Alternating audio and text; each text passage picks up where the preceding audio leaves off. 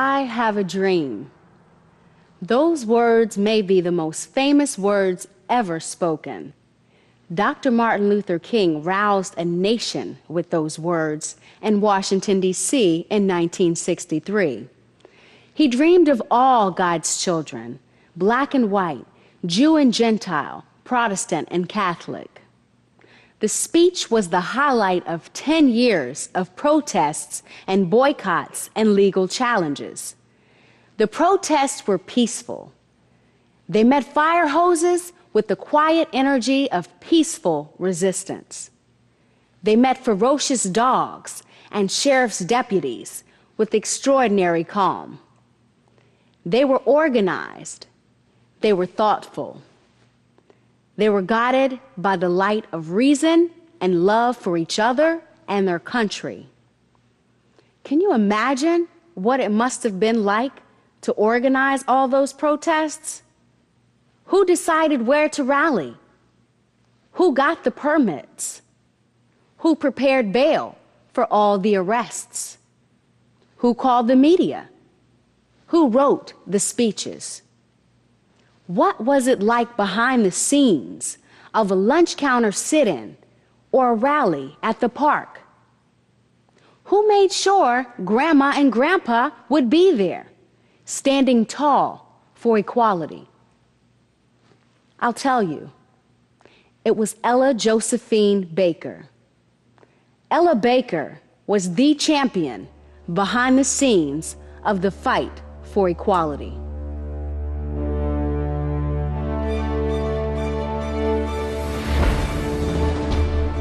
The 1960s brought great change and great turmoil.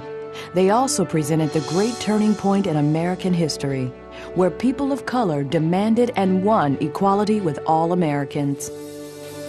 The civil rights movement was massive.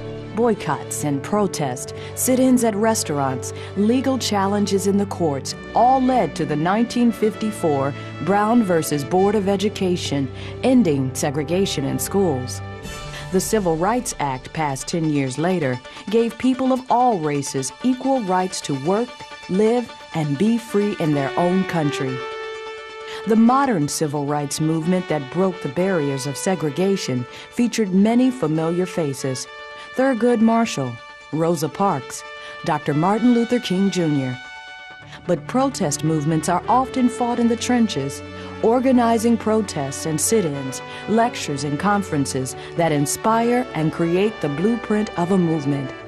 Throughout all of it, Ella Josephine Baker, steadfast and headstrong, pushed organizations like the NAACP and the Southern Christian Leadership Conference into action.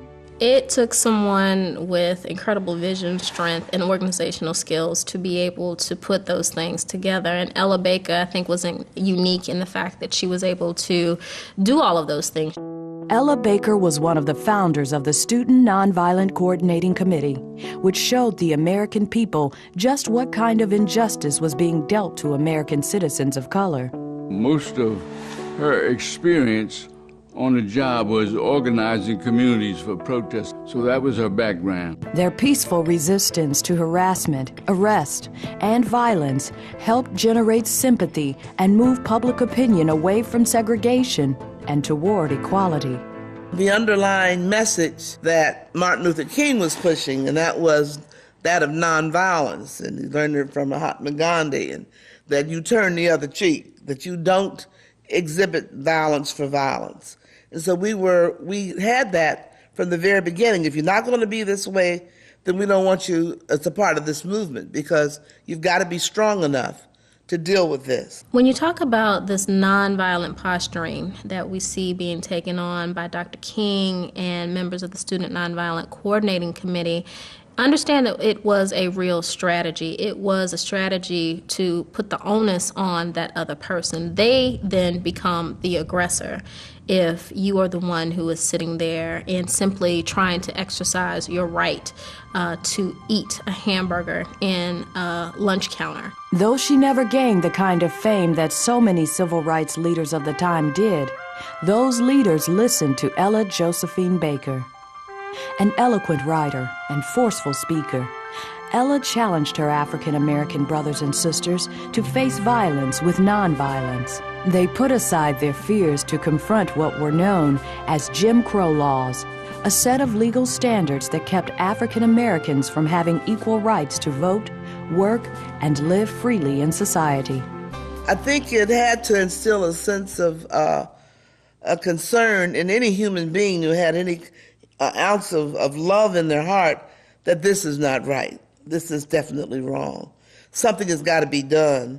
She was the guru of the Student Nonviolent Coordinating Committee, and she had a philosophy which was very straightforward. She didn't believe in one person being the leader, and whenever they got in to a campaign, they would always turn to Ella Baker for advice and counsel. And I think that was her great contribution to the struggle of the 60s. To her dying breath, Ella Baker fought for justice. She said late in her life, "In order for us as poor and oppressed people to become a part of a society that is meaningful, the system under which we now exist has to be radically changed."